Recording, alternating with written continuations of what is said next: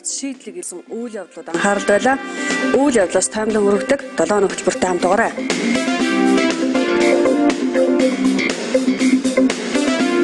Сонгуулийн тойргийн хороо гэж бол нэмэгдэж байгуулагдав. Сонгуул 6 сард л заавал явах ёстой.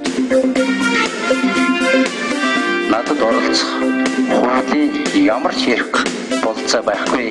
Шүүгчийн захимжийг үзүүлсэн, танилцуулсан. Энэ заалтууд тухайн үед зөрчигдөөгүй буюу зөрчөөгүй юм. Монголын талын хувь хэмжээ 51%-аас доошгүйг заасан байж байгаа. Нүүрсээ угаад илүү нэг шороо зүйд төвлөх хэрэгтэй. За Монгол улс энэ жил анх удаага холимог тогтолцоогоор ирэх 4 жилд төр барилцах эрхмүүдийг сонгох гэж байна. Сонгуулийн тогтолцоогоо өөрчлөхгүй бол 4 жилд нэг удаа болдог сонгуулийн дараа байнга хил ам дагуулдаг. Тиймээс энэ жил анх удаа тогтолцоонд салхи оруулж монголчуудын өгсөн санал автомат машинаар тоологдно. Гадаадад байгаа иргэд саналаа өгнө гэд олон шинэлэг зүйлийг сонгуулийн өөр монголчууд мэдрэх болж байна. Харин улсын хурлын сонгуул батлагдсаны дараа орон нутгийн сонгуулийг улсын хурлдаа хэрхэн нийцүүлж явуулах вэ гэдэг асуудал парламентод одоо 5 сар гацчихад байсан юм. За өмнөх парламент улсын хурл болон орон нутгийн сонгуулийг одоо цуг явуулна хэмээн хуульчилсан. За энэ одоо өнөөгийн хууль эрхцэн орчинтой хэрхэн ууж хянуур зохицуулах вэ гэсэн асуудал өнөөгийн парламентын өмнө тулчаад байсан юм а. Олон сар хилцсэн эцэст улсын хурл нийслэлийн иргэдийн төлөөлөгчдийн хурлын сонгуулийг за ирэх 6 сард цуг явуулъя гэдэг улс төрийн шийдлийг бол гаргалаа. За мөн улсын хурлын сонгуулийн товыг өнгөрөх 7 хоног тодорхой болгосон юм а. За улсын хурлын сонгуулийг ирэх 6 дугаар сарын 28-ны пүрэв гарагт товлон зарлалаа. Энэ тогтоолыг улсын хурлын чуулган нэгдсэн уралдаанаар 62 гишүүнээс 53 дэмжснээр 85.5% саналаар баталсан юм. Харин гадаадад ажиллаж амьдарч байгаа монголчууд 6 дугаар сарын 10-нд саналаа өгөх юм. Ажлын хэсгийн төвшин тогтоолын төслийг хэлцгүүгээр 6 дугаар сарын 27-ны лав гарагт болгохоо ярьж байсан ч за эцэстээ сонгуулийн ерөнхий ороноос оруулж ирсэн саналын дагуу тогтсон байна. Улсын хурлын сонгуулийг товлон зарлагдах улсын хурлын тогтоолын төслийг баталсны дараа улсын хурлын дарга дэмбэрэл олон нийтийн дунд сонгуул болох уу үгүй юу гэсэн эргэлзээ маш их байсан. Одоо тогтоол батлагдсан учраас энэ эргэлзээ ариллаа гэж хэлж байсан юм а. За гол нь улсын хурлын баталсан хуулийг хэрэгжүүлэх нь чухал. За шалтгаан тоочож хууль руу буруу бүхнийг жихэх ёсгүй. Сонгуулийн ерөнхий орооны хувьд маш том хариуцлага хүлээх болж байна. За мөн төрийн албан агчдын хувьд ажилдаа хариуцлагатай хандах үүрэг ногдож байна гэдгийг сануулсан юм а. Өнгөрсөн 12 дугаар сарын 15-нд баталсан улсын хурлын сонгуулийн тухай хуулийн 1-р бүлгийн 8-1-д санал авах өдрөөс 60-аас доошгүй хоногийн өмнө сонгуулийн товыг улсын хурл зарлана гэж заасан байдаг. Түүнчлэн энэ хуулийн 8-2-т ээлжид сонгуулийн санал авах өдөр нь сонгуулийн жилийн 6 дугаар сарын сүүлийн 7 хоногийн аль нэг ажлын өдөр байна гэж заасан юм байна. Сонгуулийн улсын хурлын сонгуулийн нэр дэвшүүлэх хугацаа бол сонгуул товлон зарснаас хойш 20 хоногийн дараа эхэлж 7 хоногийн хугацаанд дуусах ёстой шүү дээ. Намууд эндээ бэлтгэх ёстой. За энэний наан бол улс төрийн намууд сонгуульд оролцох хүсэл зоригоо илэрхийлж бүртгүүлэх ажиллагаа явагдана. За намууд бол нийслэлийн сонгуульд болон улсын хурлын сонгуульд бүртгэх асуудлаараа жижигтэй хүсэлтээ гаргаж бүртгүүлэх ёстой. Холбогдох хороодод тавьж их хурлын сонгуулийн тойргийн хороо бол нэмэгдэхгүй.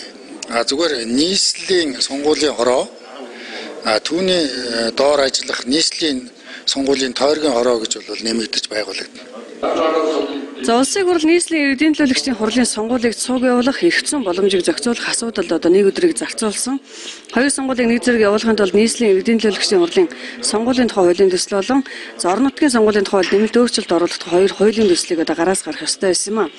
Заавал орон нутгийн сонгуулиас нийслэлийг тасдад цуг явуулах нь за үндсэн хууль зөрчин за ингээд байх боломж бол байхгүй гэсэн шүүмжлэлийг хотоо сонгогдсон зарим гишүүд одоо гаргаад байсан. Гэхдээ энэ бол хэдэн сар гацсан асуудлыг урагшлуулахад нэг их саад болохгүй харин ч үүнээс дор асуудал үүсэх магадлал өндөр байсан гэдэг тайлбарыг бол намын бүлгийн ахлагч нар хэлж байгаа юм а. Ер нь ийм шийдвэр гаргахаас өөр замгүй болсон. Манай орон нутгаас ирүүлсэн саналд бол үндсэн хууль зөрчиж байна гэдэг зүйлийг их ярьсан л да, ихч бичсэн байгаа. Энэ бол өөрөө нутгийн өөрөө удирдахсны байгууллага хугацаа нь болоогүй байгаа. Тэгээд үндсэн хууль зөрчиж байна гэж. Тэгээд энэ маргаанчийн явсарууд ер нь одоо 4 сар орчим боллоо шүү дээ. 4 сар боллоо. Ингээл маргаалайвал маргаал байна. Маргасаар гал тэгэл одоо чуулган завсрал бол. Тэгэхээр яах вэ гэхээр сонгуул явж чадахгүй байдал орчих гэж байгаа байхгүй юу? Сонгуул өчигдөр зарлаа. Сонгуулиа зарлж чадахгүй, сонгуулаа явуулж чаддгүй. За нэг юм явуулаа гэхэд тэрийг үр дүнг баталгаажуулж чаддгүй. Ингээд 7 сарын 1-ээс дор үйл явдал болвол одоо яах вэ? Ард түмэн хохирно. Тийм учраас энэ маргаана зогсоё. Тэ. Үндсэн хууль зөрчил гэдэг зүйлийг эдгээр тавьж байгаа боловч өнөөдөр бас яг ингээд нарыг үзэх юм бол үндсэн хуулийн цэцтэр очсон өргөдөл байхгүй байх шүү. Цэц хүлээж аваад хэрэг үүсгэсэн байхгүй. За тэгээ шийдвэр гаргасан байхгүй. Тийм байхад л ингээд үндсэн хууль зөрчихгүйгээд ингээд маргаад байна гэдэг чинь өөрөө бас асуудлаа шийдэж чадахгүй байдлаар бол оруулж байгаа юм л. Тийм учраас нэг тийш нь одоо хаглаа л явъя. Сонгуулийнхаа эрх ашгийг бодоод сонгуул 6 сард л заавал явах хэрэгтэй гэдэг үүднээсээ Монгол Ардын нам маань хандаад тэгээд урд барьж исэн байр суурьнаас тодорхой хэмжээгээр ухраад ингээд сонгуул ямар ч байсан явахаар болж байна. Гол ололт нь л байна. Яг бодит байдал бас тийм байна. Одоо өнөөдөр өчигдөр бид нэр Улсын их хурлын сонгуулийн хуулийг 6 сарын 28-нд гэж зарлалаа. Одоо байгаа хүчин төгөлдөр орон нутгийн сонгуулийн хуулиар 5 сарын 28-нд 30 хоногийн өмнө бид нэр орон нутгийн сонгуулийг зарлах ёстой. Тэгэхээр 5 сарын 28-нд Улаанбаатарт хэдэн гишүүд үлдэх вэ? Бүгд 17-оос 24-нд нэрээ төвшүүлэл 5 сард. Тэгээ бүгдээрээ тойрог руугаа алга болно шин. Иймэрхүү нөхцөл байдлууд үүсэх гэдээс учраас ардчсан нам дахиад нөгөө буултаа хийгээл дахиад энэ нэг улс орныг хаос руу оруулчихгүй, юм замбраагүй байдлаар оруулчихгүй, хуулийн үйлчлэлгүй ийм юм руу оруулчихсан үүднээс үнэхээр бид нэр одоо анх тэр гаргаж ирсэн саналуудаас бас хэд хэд удаал болт хийлээ шүү дээ. Гэхдээ энэ бол яг хуу ардчсан нам эрх ашиг гэдгээс илүү бид нар улс орныхоо эрх ашигыг бол урд нь тавьж энийг ингэ шийдэж байгаа. Одоо тэн дээр нь дахиад Улаанбаатар хотод дарга хийжсэн энэ утаатай төвжрэлтэй байж байгаа хүмүүс дахиж 2-3 сар ажиллаа хийх чинь энэ өөрөө үндсэн хууль зөрчиж гэж ингэж ярих гэж байгаа бол шууд уучлаарай л гэж хэлнэ. Ийм л асуудал байна. За улсын хурл бол орон нутгийн сонгуулийн саналын хуудас одоо нэг байхаар байна. Өөрөөр хэлбэл орон нутгийн хурл нэр дэвшигчид ард талд нь нийслэлийн иргэдийн төлөөлөгчдийн хурл нэр дэвшигчдийн нэрс гарч байна мэдхээр байгаа маа. Тэгэхээр саналыг нэг машинаар бол тоолно. Нийслэлийн иргэдийн төлөөлөгчдийн хурлын төлөөлөгчдийг сонгох сонгуульд энэ удаад 45 нэр дэвшигчид өрсөлдөн үүнээс 30 нь мажоритар 15 нь пропорционал тогтолцоогоор одоо нэр дэвшүүлэхээр боллоо. Өөрөөр хэлбэл улсын хурлын сонгуулийн нэгэн адил холимог тогтолцоогоор энэ сонгуул болох юм аа. Иргэн бол 10 өргөө одоо нийслэлийн сонгогчд бол ингэ саналаа өгнө гэсэн. Бусад одоо нийслэлээс бусад аймаг сум дүүргийн тухайд бол одоо дүүрэг бол орохгүй л дээ. Аймаг сумдын тухайд бол ус зөвхөн одоо улсын хурлын сонгуулийн хэсэг дээр саналын одоо хуудасны тэмдэглэгийн дээр л одоо өөрийнхөө саналаа өгнө л дээ. Тэгэхээр энэ удаагийн иргэдийн уралдаанд төрж байгаа хүмүүсийн одоо нэршин жагсаалт одоо жишээлбэл их хурлынхаас өмнөх гэсэн хөстэй гэж байна. Энэ шалтгаан яагаад тэгж гарч байгаа юм бэ гэхээр гол нь нөгөө улсын хурлын сонгуульд нэр дэвшигчдээс гадна энэ чинь нэг 45 төлөөлөгчгөө бодоход нэг ойролцоогоор бас нэлээд хэдэн зуугаад нэр дэвшигчд гарна. Тэгэхээр энэ нөгөө санал тоолох машинаар нэг л машинаар их хурлын сонгуулийн саналын болоод нийслэлийн сонгуулийн саналыг тоолох учраас нийслэлийн нэр дэвшигчдийг арай өмнөхөн талд нь хугацааны бид жоохон богиносгосон шүү дээ 7 хоногоос нь 2. Тэгээ энэ хугацаагаар ингээд тодруулаад тэгээ нөгөө програм хангамж боловсруулалт хийх хэрэгтэй байхгүй нөгөө хувилбарт саналын утсуудыг бэлдэх учраас энэ үднээс нь сая бид тийм зохицуултыг гол нь нийцүүлж хийж байгаа. Гэхдээ яг ер нь нийлбэр дүнгээр ингээд тоолоод үзэх юм бол ер нь энэ улсын хурлын сонгуульд нэр дэвшигчд маань бол 5 сарын 20-д одоо календарьчсан төлөвлөгөө гараагүй байна. Бас сонгуулийн ерөнхийдөө төдөөс доош хоног бодоод ингээд ажлыг бол цаг хугацааны тооцоолдог. За ер нь бол энэ машин чинь өөрөө дор хаяхад нэг 30 гаруй хоногийн өмнө 30-аад хоногийн өмнө нэр дэвшигчдэд тодруулж авцсан байж ажиллах юм боломжтой байгаа даахгүй боловсруулалт их бас нэлээд хугацаа орно. За их улсын хурлын орон нутгийн сонгуулийг хэрхэн одоо зохицуулж явуулах вэ гэсэн улс төрчдийн толгойн өвчөд өнгөрсөн хоногт ариллаа. Тэгэхээр нийслэлийн иргэдийн төлөөлөгчдийн хурлын сонгуулийн тухай хуулийн төслийг хэлцээд гишүүдийн 90.6% саналаар одоо энэ хууль батлагдсан. Хууль батлагдсантай холбогдуулан улсын хурлын дарга Дэмрэл хэлсэн үгэндээ сонгуулийн хууль бүрэн төгсөөллөө асуудал байхгүй. Нийслэлийн иргэдийн төлөөлөгчдийн хурлын статусыг өргөж өгч байна гэж тодтогсон юм а. Мөн парламент сонгуулийн зардлын хэмжээг одоо тодтогсон. Тогтоолын төсөлд 2012 оны улсын хурлын сонгуулийг зохион байгуулах зардалд 16.8 тэрбум төгрөгөөр одоо батлагдаж байна. Тэгэхээр үүнээс 300 сая төгрөгийг гадаадад ажиллаж амьдарч байгаа монгол иргэдээс санал авахд одоо зарцуулахар болжээ. Зөөнөөс гадна улсын хэмжээнд 1950 одоо хэсгийн хороо байгуулагдана. Түүнд зарцуулагдах хөрөнгө ч гэсэн энэ зардалд багтаж байна. Хөрөнгийг улсын төсвөөс гаргана. За энэ тогтоол батлагдсан өдрөөс эхлэн хэрэгжихээр боллоо. Тэгэхээр улсын хурлын сонгуулийн товыг зарласантайгаар холбоотой 2012 оны сонгуульд оролцох намууд одоо мөрийн хөтөлбөр болон нэр дэвшигчдэд зарлах ажил үлдсэн. Тэгэхээр Монгол Ардын намын хувьд эх сарын 1-нд болох одоо бага хурлаараа мөрийн хөтөлбөрөөр хилцэх бололтой байна. За харин 5 дугаар сарын сүүлчээр 2012 оны сонгуульд нэр дэвшигчдэд одоо зарлана. Сонгуулийн тухайд улсын хурлаас сонгуулийн товыг зарлснаас хойш улс төрийн намууд 14 хоногийн дотор мөрийн хөтөлбөртөө аудитын шалгалт хийлгэсэн байх ёстой байдаг. Үүнтэй холбоотой бэлтгэл ажлуудыг хийж байгаа гэх мэдээлэл байна. Зарлсан намын хувьд эх 7 хоногт хуралдах үндэсний зөвлөлт хорооны хурлаар энэ асуудлаа бас хилцгээр байна. Харин нэр дэвшигчдийг мөн л 5 дугаар сарын сүүлээр тодруулна. За улсын хурал суудалтай иргэний зэрэг ногоон намын хувьд үндэсний хороогоо Монгол Ардын намын баг хуралтай зэрэг нэг өдөр одоо хийхээр болсон байна. Энэ хурлаараа мөрийн хөтөлбөрөөр хилцэж за улсын хурлын сонгуульд оролцох хэсэг шийдвэрээ гаргана гэж байна. За нэр дэвшигчтэй мөн л эх сарын дундуур зарлана гэсэн мэдээллийг хэвлийнхэнд өгсөн юм. За өнгөрсөн хоногт парламентод бас нэг анхаарал татсан сэдв бол нэмдэрч сайтай холбоотой байсан. Монгол Ардын Хувьсгалт намын дарга намрын энх хоёрыг одоо баривчлах үеэр цагдаа хууль хүчнийхэн хүний эрх зөрчиж үүргээ хэтрүүлсэн гэх үндслээр за улсын хурал дахь Монгол Ардын намын бүлгийн одоо нэр өхий 10 гишүүн нэмдэрч сайдыг огцруулах шаардлагыг одоо улсын хурлын дараад өргөн барьснаас хойш 14 хоног байна. Тэгэхээр хууль зүйн дотоод хэргийн сайд нэмдэржийг огцруулах хэсэг асуудлыг хэлсэн. Улсын хурлын чуулган нэгдсэн хуралдаан за өчигдөр өглөө одоо үүрээр одоо өндөрлсөн байгаа. За хуулиараа энэ асуудлыг одоо холбогдох байнгын ороо 7 хоногийн дотор за улсын хурал одоо 14 хоногийн дотор эцэлэн шийдэх ёстой. Тийм учраас 14 хоног дуусах хугацаа бол одоо эрх даваа гарагаар хэмжигдэн гэдэг нь өнөөдөр улс төрчдийн анхааралд байгаа. Ямар ч тач парламентын хувьд одоо цаг хугацаанд тулчгаад байгаа энэ асуудал эцсийн шийдлийг бол гаргаагүй. За улсын хурал дахь Арслан намын бүлгийн гишүүдийн хувьд бол үүр цүрээр асуудлыг шийдэхгүй төр завсарлага авъя гэдэг байдлаар хандсан юм а. Асуудлыг хэлцүүлээ.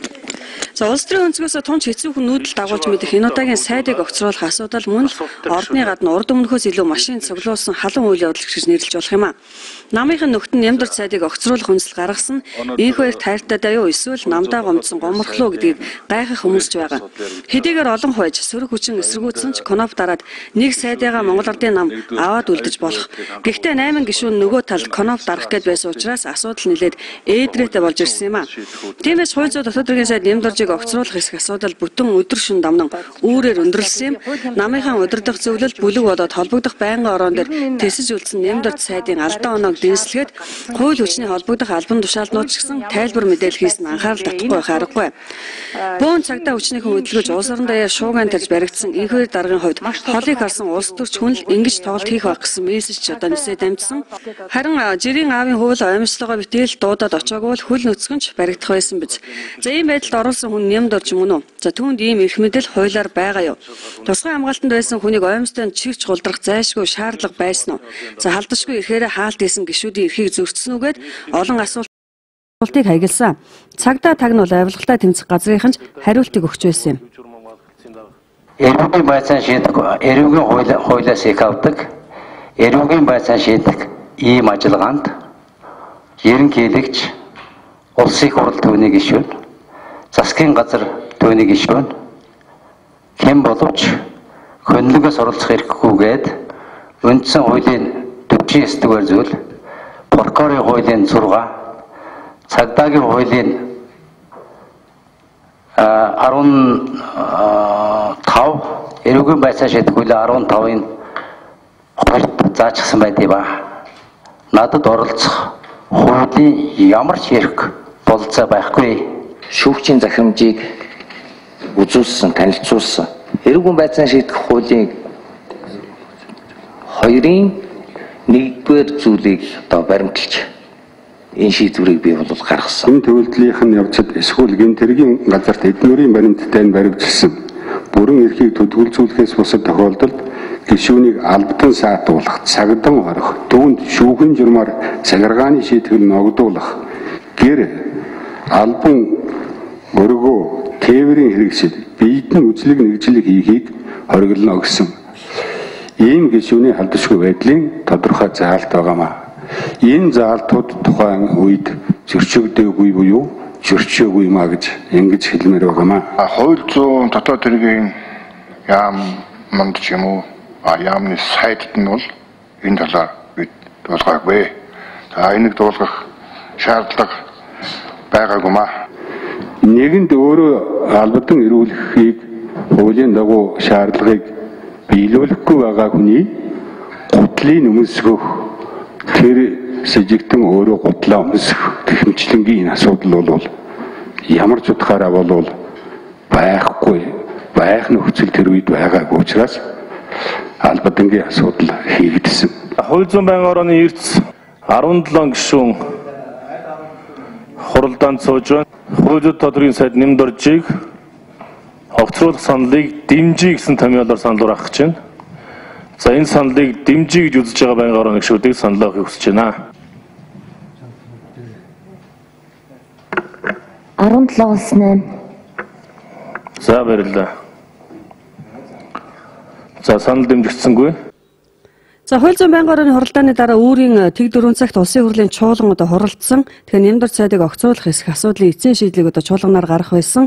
Гэхдээ улсын хурал дахь ардсан намын бүлэг завсарлага авсан юм а.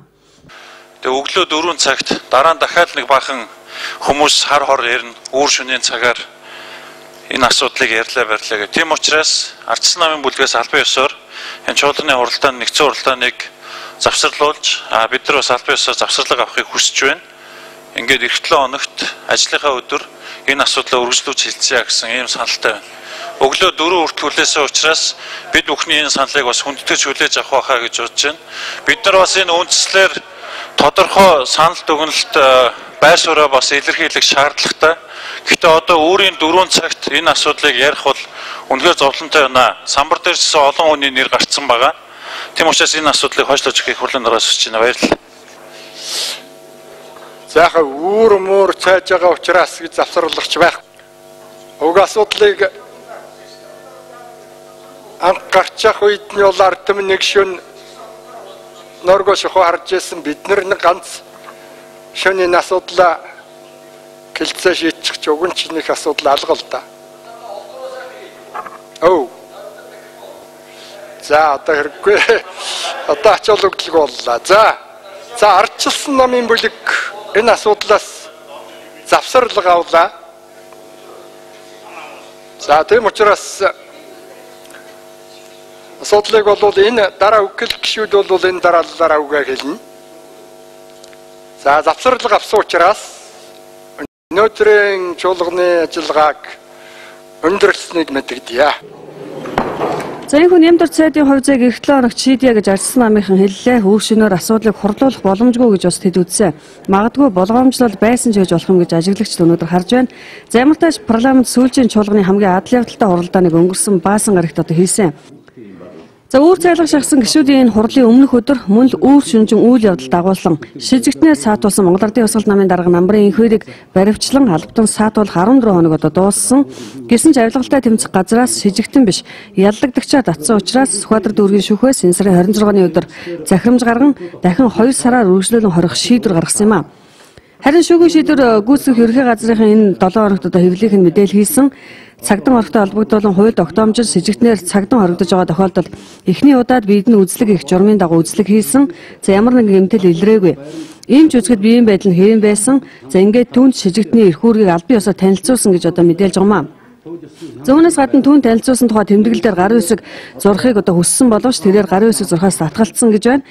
За намбарын инхээрийг баривчилж цагдан хорсноос хойш цаг мөч болгон одоо видео бичлэг хийж байгаа гэж байна. За энэ хугацаанд 2-3 зөрчил гаргасан, загтал битсэн, гар утас сэргэлсэн гэд. За энэ тохиолдолд бол 15 хоног сахилгын байранд хордог журамтаач шийдэглийг ноогдуулаагүй гэдэг албаны хүмүүс хэлж байгаа. За ямар тач ялдагчдаар татсан үнслээр наривчлан авилгалтай тэмцэх газрынхны хувьд бол хэвлийнх нь мэдээлэл хийгээгүй байна.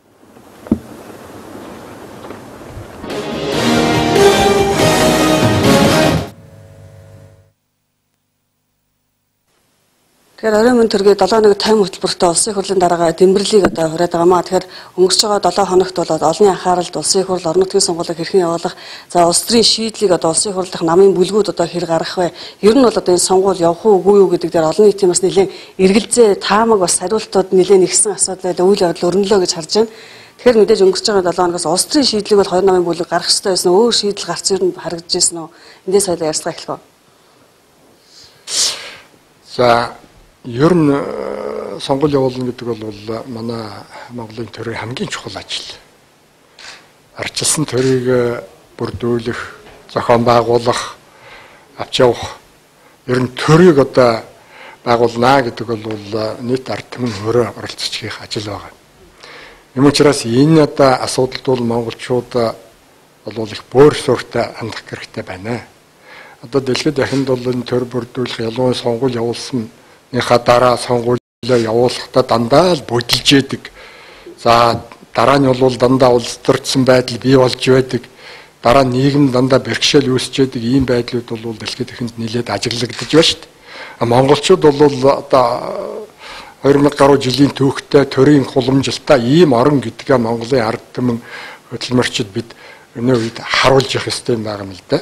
Тийм учраас аливаа сонгуул явуулсны дараа одоо бэрхшээлтэй асуудал гарах байх гэж хэрэг хүмүүс айж имэж ингэж ярьж байгаа бол зарим асуултууд бол зөв болохоо харуулад байгаа. За энэтэй холбогдуулаад нийгэмд бол таны хэлдэг зөв л дээ. Ер нь та ямар гарц гаргав, яаж ажиллав, одоо ямар шүү байдалтай болох болж байна гэдэг энэ асуудал бол их чухал асуудал болоод байгаа. Тэгэхээр энэ гарцыг бол зөвшөлтсөлийн замаар шийдэх ёстой гэдэг хатуу зарчмыг бол би баримтлаж ирсэн.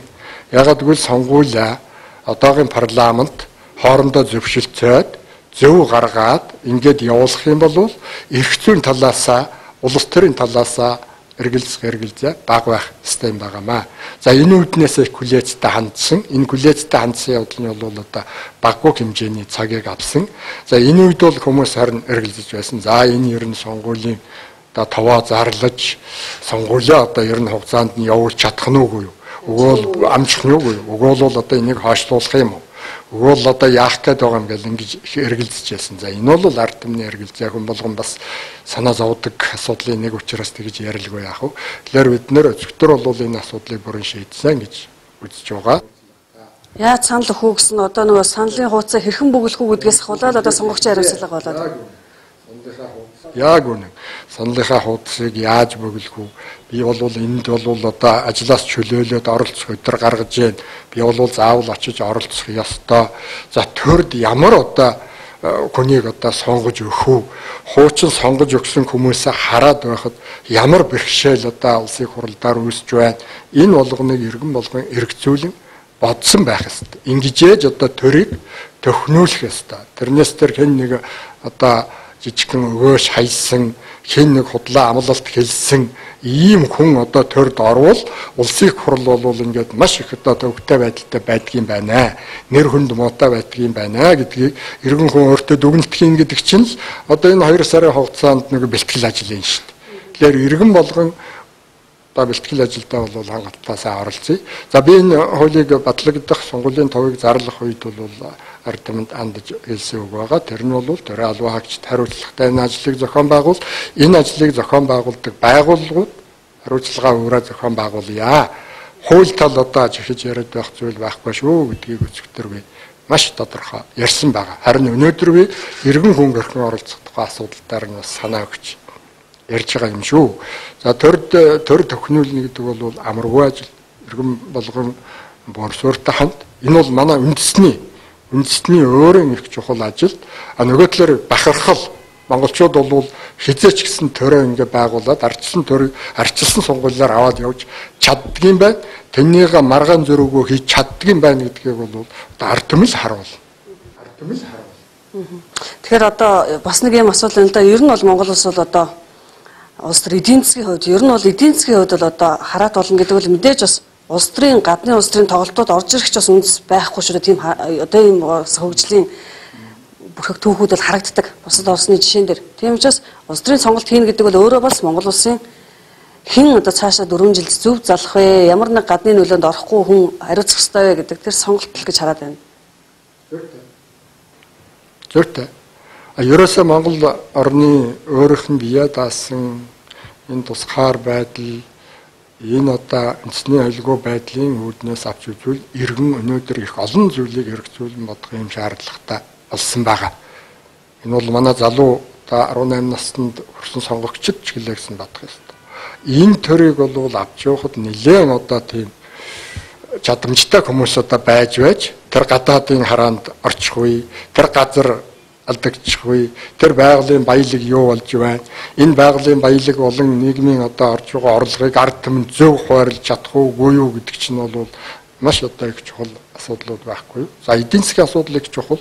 Манай эдийн засгийн чадамд одоо л нэг тийм боломжтой болох тийм төвшөнд ороод ирж байна. Энэ 20 жилийн хугацаанд бол бид нэр дандаа л төсөв хөрөлцөхгүй, мөнгө хөрөлцөхгүй, гадны хөрөнгө оруулалтыг даллаж байна, дуудаж байна гэж хууль гаргаад байсан тийм ээ.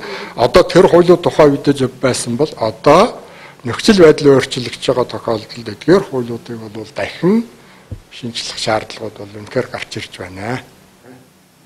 Тэгэхээр энэ бол ягаад ингэж асуусан гэхээр сая одоо энэ уул уурхайтай холбоотой Нашид Мулмулын хуулийг дагсан Савскобын асуудал гэж гараад ирж байна тийм. Тэгэхээр яг одоо сүүлийн 20 жилийн хууль эрх зүйн бас нэлээд чамбар болох асуудал хэрэгтэй юм биш үү гэдгийг бас сонгуулийн хуулийн дээр ч гэсэн харагдуул гэж би бодоод байгаа юм л да. 2008 оны сонгуулийн зөвхөн хамтын болно гэсэн заалтаас өөр зөндөө нөхцөл байдал өөрчлөгдлөө шүү дээ. Тэгсэн. Тэгэхээр одоо бол нөхцөл байдал их өөрчлөгдөж байгаа. Энэ нөхцөл байдлыг бол их сайн мэдэрч ингэж ажиллах ёстой. За энэтэй холбогдуулаад бид нар бол тэр Савскоби гэдэг зөвхөн тэр компани зориулж бид хууль хийх гэж байгаа юм шээ. Манай хэвлэл мэдээллээр одоо энийг ингээл манай гишүүч их ярих юм, хэвлэл мэдээллийнхэн ч их ярих. Энийг бол Монголын төр ойлгож байна. Гэхдээ бид нар бол нэг компани зориулж хууль монголчууд хийж яаг нь Монголын гадаад талын нэр төр юу болох вэ? Нэг улсад одоо зориулсан маягийн бодлогоор хууль хийж яаг нь тэр улс гүрнүүдийг ялгадаг юм байна гэдэг ойлголт гарна. Дэлхийд эхний энэ олон орнд дамжсан компаниудыг бол тэр хоорондоо бас ярилцдаг болсон. За Монголд бол ерөөсө болохыг байгаад ирэхээр нэг компани зориулсан хууль хийгээд асуудлаа өөрчлөө явуулдаг хачин чигтэйхэн газар байгаа юм шүү гэдэг ойлголт төр бол юу болох вэ? Тийм учраас бидний одоогийн гаргах гэж байгаа хуулиуд бол аливаа нэгэн компаниас болж байгаа юм шээ. Аливаа нэгэн компани зориулж байгаа юм бишээ. Ялангуяа тэр стратегийн ач холбогдолтой ордуудын хөрөнгө оруулалтын аж ахуй нэгжүүдтэй холбогдсон хууль бол бидний нийтлэг хуулиа л гаргана. Энийг бол жил гаруй хэлэлцэж байгаа. Жил гаруй хэлэлцэхдээ бол тэр аль нэг компани ярих ашигын үүднээс энийг бариад байсан биш. Хуулиа зөв гаргах үүднээс л бид ажиллаад байгаа шүү дээ. За баярлалаа. Тэгэхээр 7 оны тайм хөтөлбөрт улсын хурлын дарга Дэмрэл оролцлоо. Бидэнд цаг зав гаргасан танаас баярлалаа. За баярлалаа.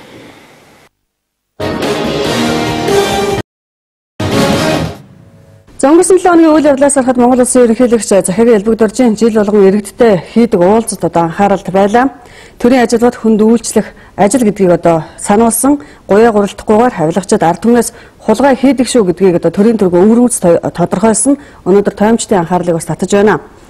Хэний үед авилгал авч харин хэний үед авилгал хумигдаж байгааг ч сануулах гэсэн ерөнхийлөгчийн хатуухан байр суурь цаг үе олсон халуухан жин тавьсан үйлдэл байлаа гэж өнөөдөр олон ажиглагчид бичиж байна. За төр бол ард түмнээс хулгай хийдэггүй байх. За төрийг баяжих хэрэгсэл гэж андууралгүй алхаад ороод ир гэсэн үгийг ч бас тэрээр дайсан юм а. Монгол Улсын ерөнхийлөгчийн хэлсэн энэ үг их сонгуультай бас холбоотой байж болох юм. Ард түмнийг төвшөөдөө зөв танигсан сануулгач гэж өнөөдөр хүлээн авч байна.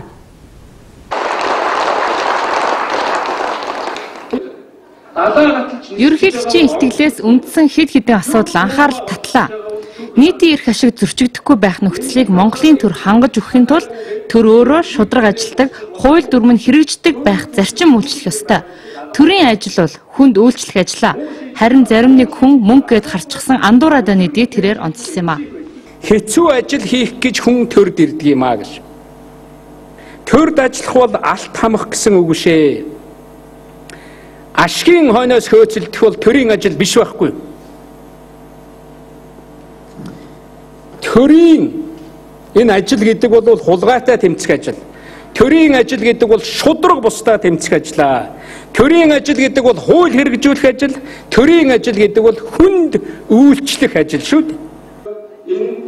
Авилгын асуудлаар тэрээр хамгийн удаан ярьсан. Авилга бол мэдэж, эрдэж, төлөвлөж хийдэг гэмт хэрэг. Хууль зөрчөөгүй юм шигээр хулгай ихийг авилга гэж байгаамаа хэмээн тодорхойлсон ерөнхийлөгчийн үг цаашлаад хэний үед авилга цэцэглэж, хэний үед авилгачид айж байна гэсэн асуултыг дэвшүүлж өөрөө түндэ хариулах зарчмаар явсан. Авилгатай тэмцэхийг ард түмний эрх ашиг шаарддаг, муу зүйлээс муу хүнээс төр ангид байх ёстой гэсэн үг нь харин хуучин төр барьж авсан эрхмүүдэд хаяглагдсан өнгө аястай байлаа. Иймээс авилгыг цэцэглүүлсэн хүмүүс эрх сонгуулиар эргэн төрд орж ирэх ёсгүй гэдгийг тэрээр тодтогсон юм а. Дандаа л голдуул та бидний хуучин танилуудл байгаа шүү дээ. Нийгэмд хэн болохоо мэдүүлсэн хүмүүс байдаг шүү дээ. Ямар ажил хийж явснаа харуулсан хүмүүс байдаг. Ер нь төрд улс төрд нэг зарчим байдгийг. нэг хүнийг хоёр таних хэрэггүй гэсэн зарчим байдаг. Тэр хүн нэг удаа ажиллаад танигдсан бол болоо. Ард түмэнд тийм цаг байхгүй. Ард түмэнд илүү дээр хүн хэрэгтэй. Илүү сайн хүн хэрэгтэй. Монголын төр бол эрхэмсэг түүхтэй, уламжлалтай арчилсан төрөө. Хизээнээс ард түмний төр байсан. Иймд нийгэм болохгүй бүтэхгүй байгаа бүхнийг шинжлэх нь мөн л ард түмний үүрэг. Ийм учраас эх 4 жилийг төрөө шинжлэх жилүүд болгоё гэсэн уриалгыг ерөнхийлөгч нийслэлийн эрхтэй хийсэн уулзалтынхаа үеэр онцолж байлаа.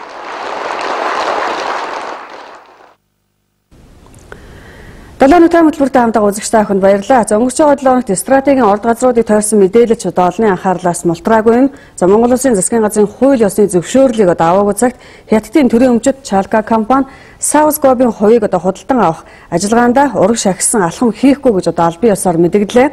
За энэхүү мэдэгдэл ашигт малтмлын газар Саускоби Сенсийн лицензийг төдөлгөлзүүлсэн.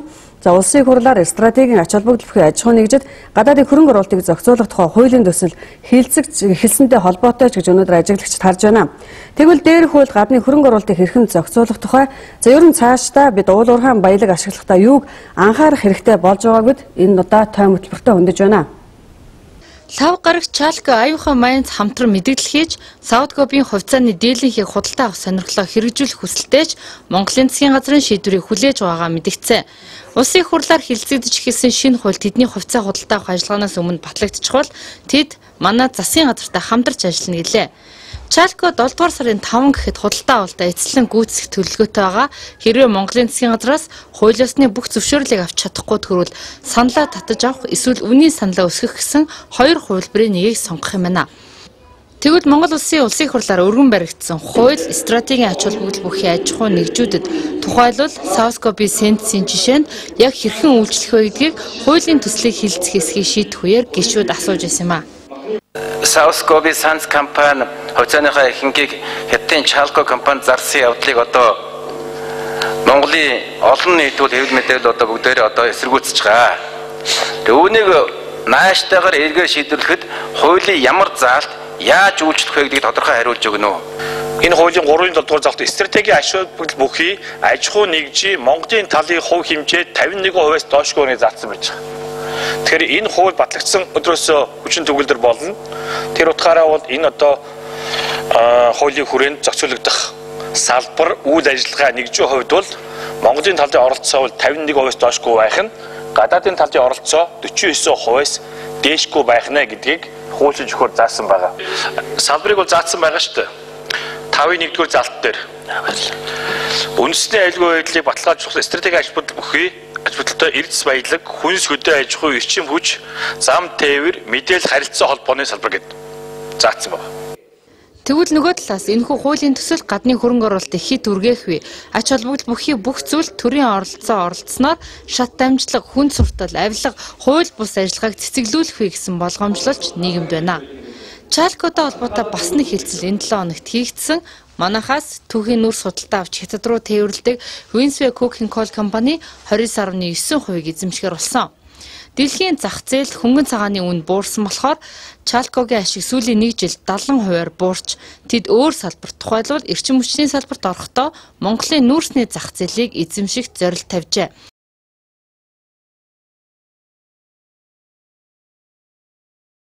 Пол байдалтай тээвэрлэлтийг хийдэг юм байна. Ер нь биш, харин угааж заруул үнд хүрэх боломжтойг олж харцгаад Winsway өөрийн нүүрс рүүдийг хилийн цаана аль хэдийн байгуулчихсан нэмж шинээр 5 үйлдвэрийг ойрын хугацаанд байгуулахаар төлөвлөсөн тухай мэдээлэл байна.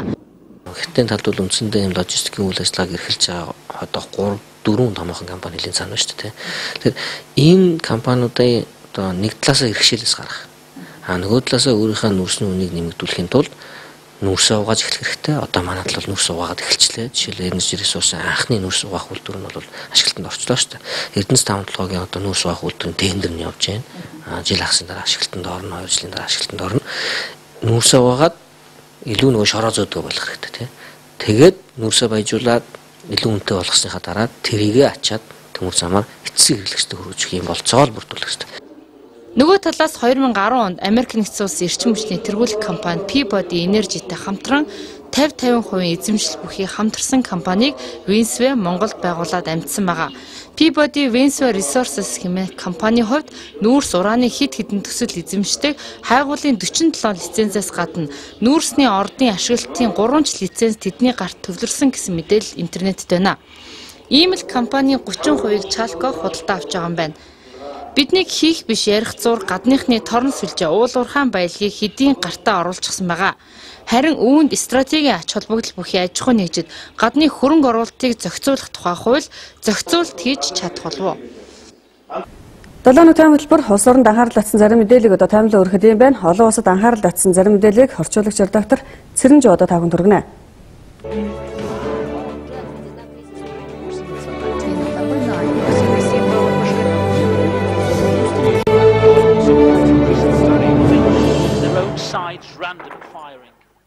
Хөтөлбөртэй хамтаага үзэгчдээ энэ арай мэндийг хүргэе. Тэгэхээр өнгөрсөн 2000 оны 5 дугаар сарын 7-нд анх удаага ерөнхийлөгчийн тангараг өргөж байсан Оросын албаны улсын одоогийн засгийн газрын тэргүүн Владимир Путин энэ жилийн 5 дугаар сарын мөн өдөр 3 дахь удаага ерөнхийлөгчийн тангарагаа өргөнө. За өнгөрсөн сард болсон төрийн тэргүүний сонгуул бодлонтой болсон гэж сөрөгчнийхэн үзэж байгаач 63.8% санал авч тэргүүлсэн Владимир Путин ерөнхийлөгчийн тангарагаа өргөж улс орны эдийн засгийг удирдах стратеги 2020 төслийг хэрэгжүүлэх болно гэдгээ мэдэгдээд байгаа юм. За эрчим хүчний салбарын экспортод тулгуурласан эдийн засгт энэ улсын стратеги 2020 төслийн хүрээнд байгалийн татварыг нэмэгдүүлэх, нефтийн бүтээгдэхүүний татварыг бууруулах тухай асуудал тусгагдсан нь олон жилийн туршид эдийн засгийн харилцаатай оршиж ирсэн олон улсын анхаарлын зүй ёсоор татаж байна. За одоо зах зээлд үйлчилж байгаа нефтийн бүтээгдэхүүний үн 10 орчим ам доллараар нэмэгдсэн нөхцөлд тус улсын төсвийн орлого 40 орчим хувиар буурна гэсэн тооцоог мэргэжилтнүүд хийгээд байгаа. Ийм нөхцөлд стратеги 2020-ыг хэрхэн хэрэгжүүлэх, эдийн засгийн өсөлтийг хэрхэн тэтгэх вэ гэсэн асуудал нэлээд анхаарал татаж байгаа юм а. Оросын албаны улсын бизнес эрхлэгчдийн зүгээс олон жилийн туршид засгийн газарт хандан тавьсан татварын тухай асуудлын хүрээнд өнгөрсөн 7 хоногт тус улсын одоогийн засгийн газрын тэргүүн хариу өгсөн нь ийхүү дэлхийн олон нийтийн анхаарлыг татах сэдвийн нэг болсон юм а. Хэрвээ Орос улс татварын дүрмдээ өөрчлөлт хийгээгүй нөхцөлд нефтийн бүтээгдэхүүний олборлолт нийлүүлэлт 2016 оноос эхлэн буурах хандлагатай болсныг судлаачид засгийн газрын тэргүүнд анхааруулж байсан. За үнэхээр ч Оросын нефтийн салбарын аж ахуйн нэгжүүдийн орлогын бараг 75%-ийг татвар авчдаг тодорхой болсноор жилдээ 80 тэрбум рублийн хэмнэлттэй ажилласан аж ахуй нэгж шинэ техник технологийн эрэл хайгуул хийж байгаа болон ийм төрлийн импортыг хийж байгаа аж ахуй нэгжүүдийг татвараас чөлөөлөх амлалтаа Владимир Путин гаргасан. Өнгөрсөн 2011 оны хувьд эдийн засгийн өрсөлдөөний чадамжаараа манай хойд хөрш Оросын албаны улс дэлхийн 143 орноос 66 дугаар байрт байгууллагын хөрөнгө оруулалтын түвшнээр Алжир, Гватемал, Бангладеш, Парагвай зэрэг улстай энэ зэрэгцэж байгаа. За төрийн байгууллагын хүн сурталын үзүүлэлтээр 132 дугаар байрт орсон зэрэг нь хөгжилд ихээхэн тээг болж байгаа учраас гадаад дотоодын өрсөлдөөний чадамжийг дээшлүүлэхгүйгээр Оросын эдийн засгийн шин загвар аргачлал үр дүнд хүрч чадахгүй гэж засгийн газрын тэргүүн үзэж байгаагаа өнгөрсөн 7 хоногт мэдгдсэн. Хөрөнгө оруулалтын салбарын хөгжлийг тэтгэснээр эдийн засаг жилдээ 4.4% өсөлттэй байхаар тооцоо гарч байгаа. Гэхдээ эдийн засгийн өсөлтийг тогтоон барихын тулд инфляцийг тогтоон барих асуудал нэлээд чухал нөлөөтэй гэдгийг барууны эдийн засгийн ажиглагчид төдийгүй Дэлхийн банк олон улсын валютын санч анхааруулж байгаа юм а. Өнгөрсөн 7 хоногийн ям гарагт Дэлхийн олон нийт Францын төрийн тэргүүний сонгуульд анхаарлаа хандуулж байлаа. 5 дахь бүгд найрамдах улсын 10 дахь удаагийн ерөнхийлөгчийг сонгох сонгуульд нийт 10 нэр дэвшигч өрсөлдсөн ч ажиглагчдын урьдчилан таамаглаж байснаар тэдгээр нэр дэвшигчдээс хэн ч ялд байгуулах 50% босго оноог авч чадаагүй юм а. Ингэснээр хамгийн дээд тал нь 28% санал авч тэргүүлсэн социалист намаас нэр дэвшигч Франсуа Олланд одоогийн төрийн тэргүүн Никола Саркозинаар дараачийн буюу 2 дахь шатны ерөнхийлөгчийн сонгуульд эх 5 дугаар сарын 6-нд өрсөлдөхөөр тунжуулсан юм а.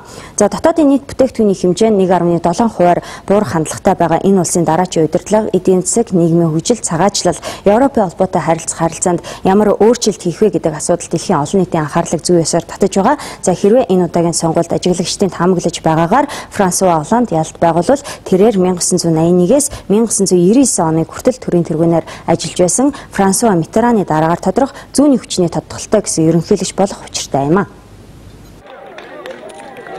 За эргэжил төсвийн алдагдлын хэмжээ 3% хүртэл бууруулж 2016 он гэхэд төсвийн тэнцвэрт байдлыг хангах болно гэсэн ураатай Европын холбооны эдийн засгийн хариуцлагыг нэмэгдүүлэх тухай Германы канцлер Ангела Меркелийн санаачилсан хуулийн төслийг эсэргүүцэгч Франсуа Олландыг ерөнхийлөгчийн анхаан шатны сонгуулиар 10 сая гаруй хүн дэмжсэн саналаа өгсөн. Энэ удаагийн сонгуульд 17% санал авч 3 дугаар байрт орсон Үндэсний фронт намын тэргүүн Марин Ле Пенийг дэмжигчдийг өөртөө татахын тулд одоогийн төрийн тэргүүн мэрэж байгааж олон нийтийн хэвлэл мэдээллийн хэрэгслэлээр төгсөн хэд хэдэн таагүй мэдээллийн улмаас дэмжигчдийнхээ тоог алдаж эхлээд байгаа юм а. Нийт 45 сая сонгогчдын итгэлийг дан төрийн тэргүүнээр сонгогдсон нөхцөл социалист намаас нэр дэвшигч одоо 58 настай Франсуа Олланд 2017 он гэхэд улсын гадаад өрийг төлж дуусгах одоогийн төрийн тэргүүнээс санаачилсан өндөр орлоготой аж ахуйн нэгжүүд хувь этгээдийг татвараас чөлөөлөх хуулийн төсөлд хориг тавин хаах 1 сая евроос дээш орлоготой аж ахуйн нэгжүүдийн улсын төсөвт оруулах татварын хэмжээг 75 хүртэл хувиар нэмэгдүүлэх, улсад 42 жил ажилласан этгээдийн тэтгэврийн насыг 60 нас болгох,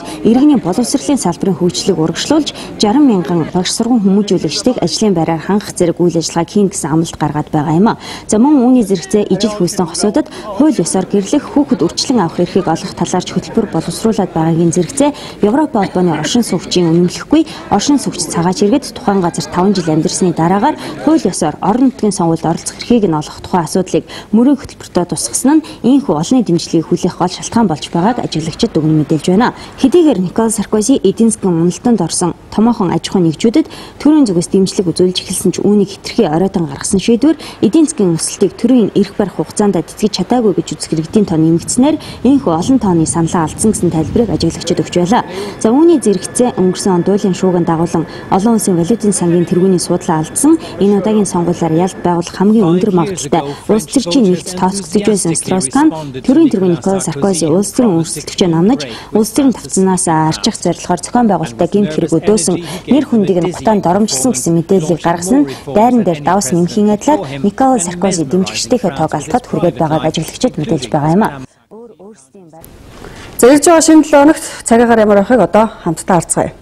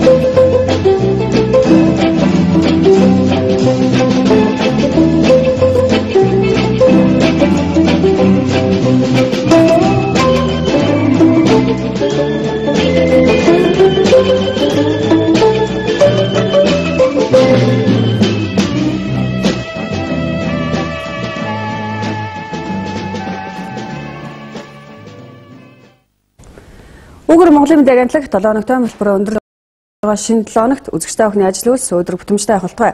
Анхаарлаа хандуулсанд баярлалаа. Баяртай.